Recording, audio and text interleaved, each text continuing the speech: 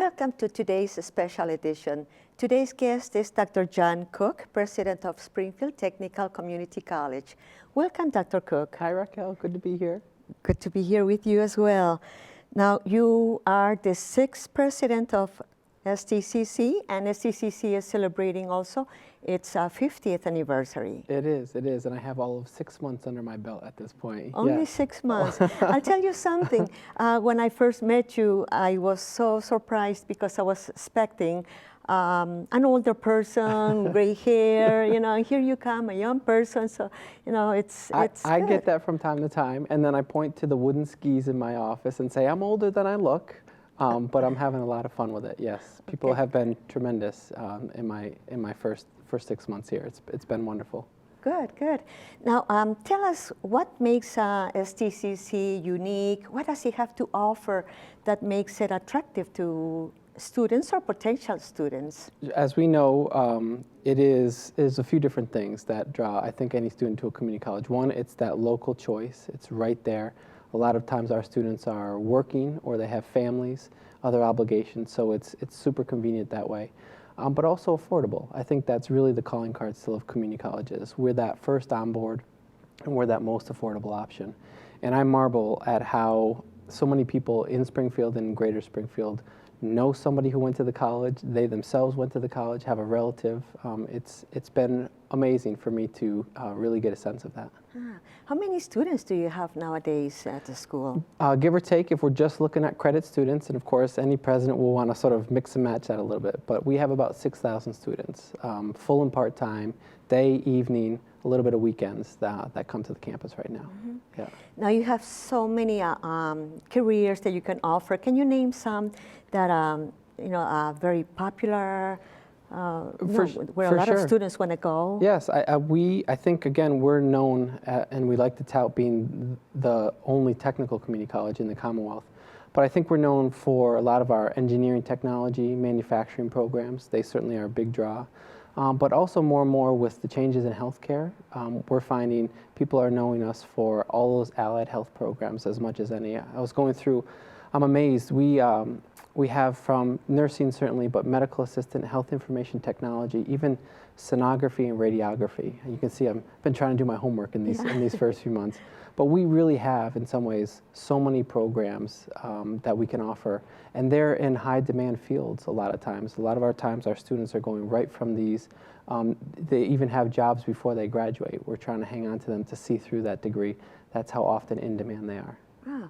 Did you say that this is the only school that offers this kind of technical careers in the whole Commonwealth? Some of our programs are that rare. I even think about the fact that we have dental assisting and dental hygiene, for example. That's a very rare degree in Western Massachusetts, for example. And that's what we try to pay attention to as a community college is, are we addressing those workforce needs, both what our communities need, but also what employers are asking us.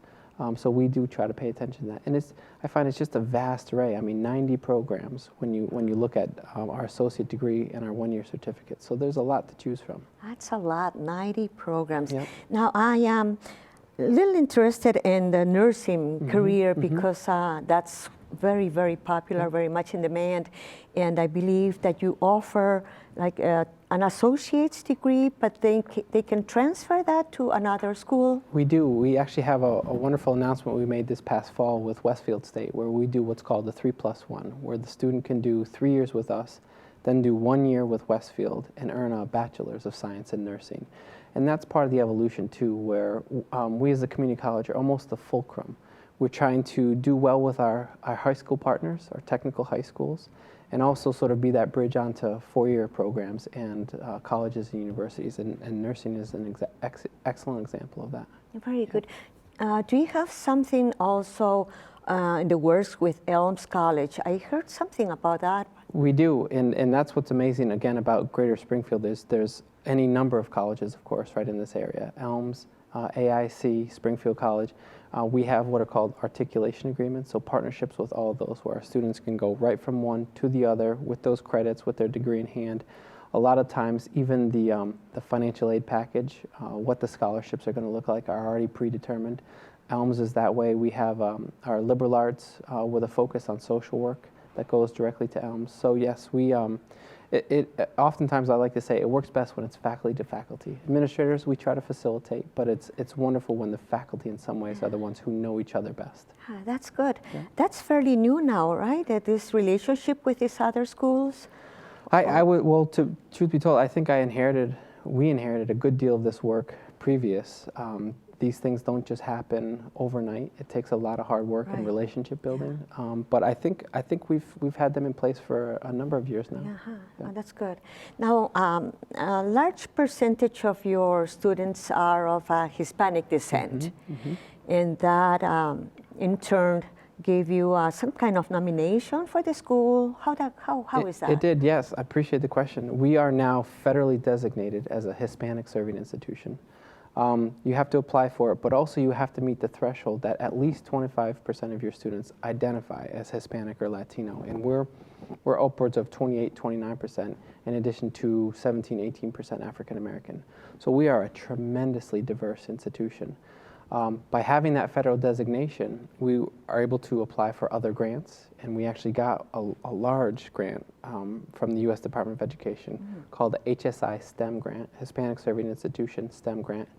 Really gives us a chance to focus on STEM, but also work with middle schools and high schools actually, to really try to sort of reinvigorate what is a STEM career. It doesn't just have to be engineering and math, as some people think about it. I mean, we can talk about fun programs like HVAC and CNC and all our alphabet soup, but these are tremendously in-demand programs, and we're trying to sort of revitalize the interest in that from our students. So STEM, what does it stand for, and does it work strictly with high school students? Right, science, technology, engineering, math is what STEM is the acronym for. And no, for us, it's a conversation really up and down education, really from preschool through elementary, secondary, higher education. It's just, I think in general what we realize is the way economies continue to evolve, particularly here in the U.S., that's a particular skill set, a way of thinking that we're trying to promote. And we see that with our programs as well. I just love that we get to, if you will, turn students around quicker and get them working oftentimes. 1-year certificate, I mentioned 90 programs. Of those, we have 30 that are in these certificate areas. I'd written myself some notes here, things like multimedia, energy systems, CAD/CAM. These are programs where you don't even end up doing a full year. You do 2 semesters with us, a fall semester, a spring semester, and by May, you have a certificate of completion, and you are highly employable with that 1 year, if you will, under your belt. So with these certificates, they are ready to go out into the workforce? Any number of employers would want to hire them with that credential. It's one of those, it's rare, a lot of these skill sets, and yet it doesn't take long for students to kind of hone them and get a head start with that kind of work. Yeah. You also have a digital media production program. We do. So how does that work? Is that for radio, for TV, or everything else? I think it's all of the above. I mean, I smile as I try to get my head around all of these different programs. But we have multimedia. We have interns. They're interning right here at FOCUS, which is really nice. I think this is also a real strength of a community college, is we try to give students those applied learning opportunities. We do a lot of clinical and health programs. We do a lot of lab and, let's say, engineering manufacturing programs, but internships as well. I was actually looking in our computer information security program, for example, we have a number of students who intern with MassMutual, believe it or not, insurance company hiring computer information security people into their program, and those have turned into full-time jobs. Even this multimedia internship, for example. Also photonics, it's a sort of subfield within manufacturing. Laser optics is another way to look at that. We had a student who interned with, I believe it's New Fern, a digital or laser fiber optic. You can imagine how I try to get my head around these things. Got hired by that company in Connecticut. These are high-paying jobs, sometimes $50,000, $60,000 with an associate's degree. So real remarkable opportunities for people. Now, I'm so glad that we have 2 interns here from STCC, and thanks to them, now we are able to record this show, so kudos to them. Now, I would like to expand a little bit on this program that is about engineering. And at one point, we were talking about maybe drones. That would be under which department, under which program? Yeah, it's affiliated in there. And what I'm finding is the technology kind of floats across a number of different programs. We have a robotics program where they do some drone work. And even that's an interesting topic. I mean, drones have certainly been in the news a lot in the last few years, but in ways that I think we have to remind ourselves can be very helpful and proactive. You and I talked off camera in the past about Katrina, and I think there was some use of drones there for sort of life safety aspects.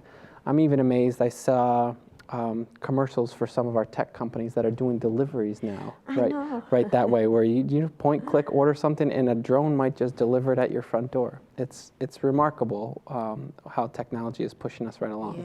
Yes, I heard that, and I'm so glad that there are so many positive uses used for these drones. Because at one point, way back, the moment somebody mentioned drones, you thought about the war fields and violence, but I'm so glad that it has also developed into good positive things that will help commerce and the industry. Yeah. And we see, I mean, this is in some ways the legacy of where we are very much located. I mean, we're co-located with the Springfield Armory, a National Historic Site, a remarkable place for students to come to learn. We have a gorgeous campus with amazing architecture, and yet we see the legacy of what was an armory and now is this institution for higher education. It's just, that's in some ways our legacy, is sort of transforming things into that productive use. Yeah. So we talked about 90 programs in which they get certificates or they're associates, but you also offer non-credit courses. We do. I was looking, some of the unique non-credit, which we like to call, but essentially it gives people a chance to go even quicker, turn around a program even sooner. So it may be a week-long training, it may be a month-long program. Again, it gives them a chance to kind of hone a particular skill and already be out there and be employable. Some of the notes I was looking at, basic EMT course as an example. We do trainings for electricians. CompTIA is one that's known in the IT world. There's a certification associated with that. And even lean manufacturing, where you take a class on really trying to bring some efficiencies to the manufacturing process. This is just some of the wide array of these workforce trainings that we also offer. And again, a lot of that isn't done in isolation. We do a lot of conversation, a lot of talking with employers to try to find out what are their needs. We try to talk and engage with community here. What's of most value and importance to you as well? And I think that's when a community college is doing its work the right way. Right. Now, nowadays, with the way the industry is developing, there are so many new careers that are coming out. And I was wondering if your school, if STCC, is getting ready for all these new professions, new careers. That's a good question. That's an important question. I think about, again, I gotta cheat here a little bit. I think about things like all of the design work out there. One of the things I wrote down is web design and how much technology is influencing that, the digitization, if you will, of our work world. I also made note of biotechnology, and again, this infusion of technology with fields like biological sciences. It's remarkable, and again, the thing that I really love is a community college gives students a chance to get their hands on things that help them to learn, and we do it in a small environment. You can take classes in web design, biotechnology with maybe 20 students in them. That to me is a wonderful way to learn. An opportunity to really get to know your faculty member. She or he in turn get the chance to know you and invest in you. I think that's one of the things that I probably don't talk about nearly enough on behalf of community colleges is class size even, and that wonderful intimate environment to learn these things. Now you mentioned that you work also with biotechnology, and is that related to the 3D printing that you started not too long ago? It's interesting you asked that. I heard, I think on public radio the other day, a program around they're creating even, I probably don't have this quite right, but even some of the organ work that they're doing, rather than even organ transplanting, there's some of the amazing revolutions that they're doing with organs and 3D printing. I marvel at that. if I'm doing well by our faculty in biotechnology, don't let me oversell or overpromise to say, yes, we're linking 3D printing with that work. But I do know there is a lot of technology invested in it. In some ways, we're trying to help students with the basic building blocks of that. For all I know, our four-year universities are dabbling in 3D printing, sort of, I don't know, the human lung or something like that. But we give them a start. We'll give them a chance to first see how well that fits for them. Right, and maybe later on also the school can develop a more advanced program. Something similar to the STEM that you were talking about, which stands for, no, it's not STEM, it's EMT. Right, yes, emergency medical technicians. Right, so when, in that case for the EMT, you're offering right now the basic training only, and in the fall, you're projecting to do some changes where it will become from non-credit to credit. Yes, indeed. And this is what we artfully like to say is an example of a stackable credential. The idea that you could start with a basic EMT class, non-credit, you get a chance to do that, let's say, in 60 hours. So you get a chance to do that, let's say, over the course of 2 weeks. Then in turn, we try to convert that into a certificate where you start to earn college credits, and then we sort of build on that with associate's degree. This is, I think, again, one of those artful ways community colleges can take people who are really trying to work on something very narrow and specific and help build them ultimately, truly, towards a 4 years bachelor's degree. I mean, in some ways, that's a really nice model that we can kind of help build. Right, right. Now, you're also having an expansion of the school, construction going on. And what I heard was that what used to be the old stables for the horses way back in the Revolution era or something, that's being converted into a brand new building. Right. How is that going? So here again is my good fortune. I land with that project already underway.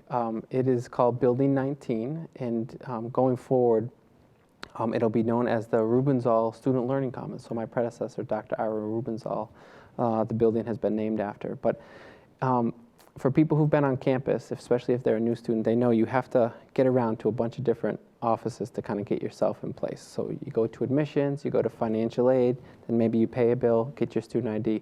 We're putting all those under one roof, which is a really nice change for us. But this building is massive. It's amazing, 100,000 square feet. Although for me, I didn't quite know how to gauge that. So I asked people, okay, if we stood this building up, how tall would it be? And so I learned it would be almost 70 stories. That's how remarkable this building is. And it's remained empty all this time. I've heard the same myth you have about stables. I've also heard maybe it was storage for some of the gun stocks in the past. But we're putting it to use, and in some ways it's a great example of what historic preservation looks like, and I think our students are going to love it. And when do you project that will be finished? Fall of 2018. We hope to move in, do a big opening and unveiling, and I'm very excited. Very good. There's something very important that I would like to ask you about, and this is about the Commonwealth Commitment Program. And when I spoke with you last time, it sounded so interesting, so good that I would like you to share that with our listeners. Of course. Commonwealth Commitment is, in some ways, an important offering to students where if you declare on the front end when you're doing your associate's degree at a community college, tuition will be capped at $30,000 for your bachelor's degree, up and down the public spectrum. So meaning start at a community college, and whether you go to the UMass system or whether you go to one of the state universities like Westfield State or Worcester State, it's going to be capped at $30,000. That's in some ways what the commitment is in the Commonwealth. Let me ask you, stop you there first. When you say commitment, when the student comes, they have to make, well, they come to STCC, and then they have to make a commitment that they will transfer to either UMass, Westfield State, any of the state universities, any of the UMasses, is the sort of long and the short of that. And what we ask students to do is think about that, because on the front end we want them to declare that, because we will help them work through it. We want them to do it mostly in a full-time capacity, because we want to be able to get them through that. I think we give a little bit of a buffer where maybe they have 5 semesters to finish an associate's degree. But that's also one of the keys to the commitment, is if we're going to cap things at $30,000, we want them to finish the associate's degree and then move along to the bachelor's degree. Again, to give credit where credit is due, I think STCC kind of helped be the pilot for this. They created these $30,000 bachelor's degrees with Westfield State and Worcester State, even before the Commonwealth commitment was in hand. So students could go to the public across the river at Westfield. They could keep going in that urban environment, go to Worcester and go to the university there. I think these have been very well received, and that's why we see things like Commonwealth commitment really trying to blanket the whole state that way. I'm not sure I understood correctly. The $30,000 would be to cover the school for when they go to UMass, or would it be to cover the expenses when they are still in STCC? Yep. No, it's in some ways it's both, right? That $30,000 is the cap on, and I want to say it's tuition and fees for the whole progression between both institutions. Okay. Yeah. Yep. Okay. All righty. Yep. There's a time limit for that. Particularly on the associates is the one that I'm, of course, keenly interested in. And we do want students to go full-time, to really be able to work at that. And I know that that's a harder proposition for students. Right. But what we're trying to sort of chip away at is the students who, because of all the things that they contend with, again, family, work, and what have you, can they take those 4 semesters, find a way to commit to that, really lock in that tuition price point, and instead of taking 6 and 7 years like we've seen with just an associate's degree. That's a long time to be an associate's program. What would happen in a case where a student has made this commitment and they are already maybe into the 3rd semester, and for whatever personal reason, maybe they become parents and they have to take a semester off. So what would happen in that case? They are out of the program? Well, in some ways, the short answer is that's not a problem, is really how that works. Yes, we sort of pull off the ability to sort of cap the bachelor's ultimately at $30,000, but no, they can still stay right along. They're still going to be financial aid eligible. They may need to revert, frankly, to part-time status. All that's not a problem. In some ways, for me, so long as they keep persisting and they don't opt out of college altogether, I don't mind that whatsoever. That's good. Yeah. I believe that it's very easy for the students to get into the first 2 years for STCC, but there's a challenge to keep them in school, to graduate. There's a high percentage of dropouts. Do you have any services in place that would help them to make it to the end? We do. I think I mentioned in that new Student Learning Commons, we're going to have 17 offices and student resources and services all in one place, so students don't have to kind of guess, which building do I go into now? It's all going to be under that one roof. Just take advising, for example, a really important consideration for students, so that as they're thinking about their plan of study, they don't have to do that by themselves. They don't have to guess. Advising is really important. We have amazing advisors, caring advisors at the college. I find when I speak with students, that's one of the things I often make sure that I remind them of is don't go away without questions unanswered. Make sure you talk to somebody. I even make sure that they'll come back and see me. I hold office hours each week right now on Wednesdays, one in the early afternoon, one evening for those students. I'll make myself available if necessary. But we definitely try all those interventions, if you will, to try to help students keep after it and persist. You have office hours for your students? You make yourself available for the students? Yes. Oh, that's pretty good. Yeah. That's pretty good.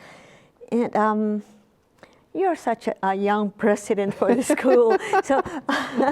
But that brings me into something else. I am assuming that you will be with the school for a long time. Yep. And what visions do you have for the school? Where would you like to see it now, in another 5-10 years? Yeah, I get this question a lot. I haven't quite found the most artful way to dodge it, so I'll try it. I'll try it. For me, it's always a we consideration. We all have lots of ideas, lots of dreams, but I find working in education, one thing I love, it's a we proposition. I get to do this with lots of people, and our faculty and staff are tremendous.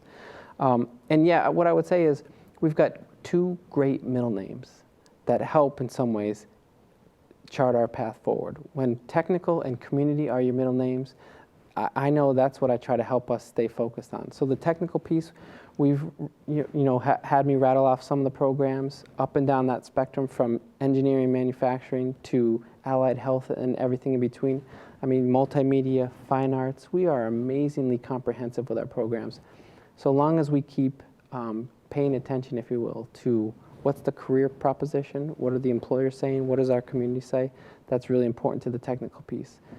Dovetailing with the community piece, do we take the time to ask the community, how are we doing?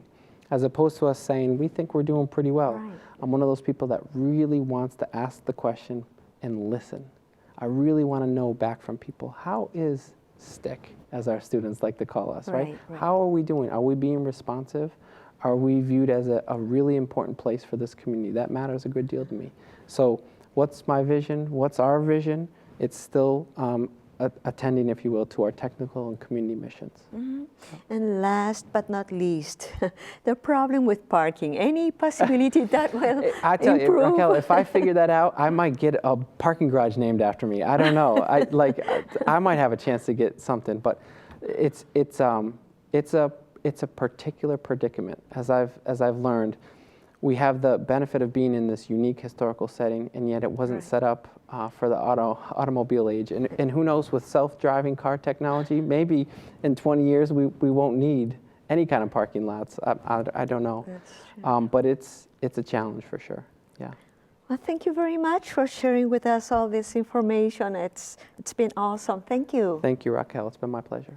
Our guest was Dr. John Cook, President of Springfield Technical Community College.